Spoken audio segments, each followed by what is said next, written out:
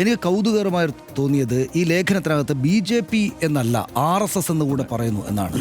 BJPയുടെ തെരഞ്ഞെടുപ്പ് പ്രവർത്തനങ്ങളിൽ ശക്തമായി ഇടപെടാറുള്ള ലോകത്തിലെ ഏറ്റവും വലിയ സംഘടിത ശക്തികളിൽ ഒന്നാണ് RSS എന്ന് കൃത്യമായിട്ട് പറഞ്ഞിട്ടാണ് അവരാണ് BJPയുടെ തെരഞ്ഞെടുപ്പുകളിൽ ഇടപെട്ടിട്ട് ഈ പ്രശ്നം ഉണ്ടാക്കിയത്, ഈ ഒരു വോട്ടുകൊള്ള നടത്തിയത് എന്ന് ആ ഭാഗത്തേക്ക് ചേർത്ത് വെച്ചുകൊണ്ടിരിക്കുക. എന്നിട്ട് കുറച്ച് എഴുതിയതിനു ശേഷം അവർ എഴുതുകയാണ്, ഇതിൽ നിന്ന് മനസ്സിലാക്കേണ്ടത് ഇത്തരം പദ്ധതികൾ ആസൂത്രണം ചെയ്യുന്ന ശക്തികൾ എത്രമാത്രം ശക്തരും സംഘടിതരും ഗൂഢലക്ഷ്യമുള്ളവരും പ്രാപ്തരുമാണ് എന്നാണ് ഇന്ന് കൃത്യമാം വിധം RSSനെ പേര് പറഞ്ഞ് തന്നെ വിമർശിക്കുകയാണ് ഇവിടെ ചെയ്യുന്നതെന്നാണ്. നേരത്തെ അത് സംഭവിക്കാറില്ലായിരുന്നു, നമുക്ക് ഓർമ്മയുണ്ടല്ലോ. അതായത് RSSനെയും BJPയെ തന്നെ വിമർശിക്കാറില്ലായിരുന്നു രാഷ്ട്രീയ പാർട്ടിയായിട്ട് പോലും. RSSൻ്റെ പേര് പറയാതിരിക്കാനാണ് പരമാവധി സഭകളെല്ലാം തന്നെ ശ്രമിക്കാറ്, സിറോ മലബാർ സഭയിൽ ശ്രമിക്കാറ്.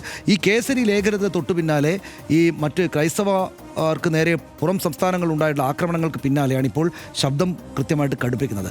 ഹർഷൻ നേരത്തെ പറഞ്ഞതിലുള്ള ഇതുപോലെ ശരിയാം വിധം രാഹുൽ ഗാന്ധി ഉണ്ടാക്കിയിട്ടുള്ള ഇളക്കം, അതായത് മറുപക്ഷത്തിന് ശക്തി വന്നിട്ടുണ്ട് എന്ന് കണ്ടപ്പോൾ ഉണ്ടായ ധൈര്യം നമുക്കിവിടെ കാണാം എന്നതാണ് ഏറ്റവും പ്രധാനപ്പെട്ട കാര്യം.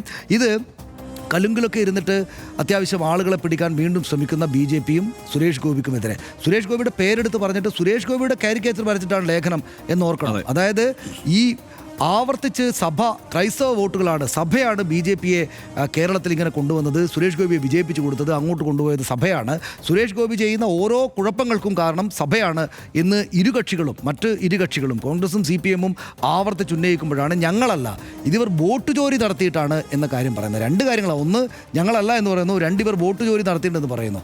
അതും വോട്ട് ചോരി ആരാണ്? BJP അല്ല, സംഘടിതമായിട്ടുള്ള ലോകത്തിലെ തന്നെ ഏറ്റവും ശക്തരായുള്ള ഈ സംഘം വളരെ കൃത്യമായിട്ട് ഇത് നടപ്പാക്കുകയാണ്. പക്ഷേ അപ്പോഴും ഒരു വരിയുണ്ട്, അവർക്കത് നടപ്പാക്കാൻ പറ്റിയത് എങ്ങനെയാണ്?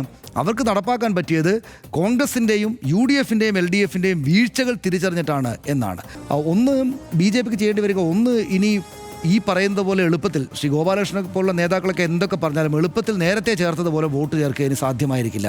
അതായത് CPMഉം കോൺഗ്രസും LDFും UDFും അതിലെ ഘടകകക്ഷികളും മാത്രമല്ല സഭ കൂടെ ഇപ്പുറത്ത്, അല്ലെങ്കിൽ സഭയുടെ ആളുകളായിട്ടുള്ള വോട്ടർമാരടക്കം ഇക്കാര്യങ്ങളെ സംശയത്തോടെ നോക്കുന്ന ഒരു സാഹചര്യത്തിലായിരിക്കും അടുത്ത തെരഞ്ഞെടുപ്പിനെ അവർക്ക് നോക്കി നിൽക്കേണ്ടി വരിക.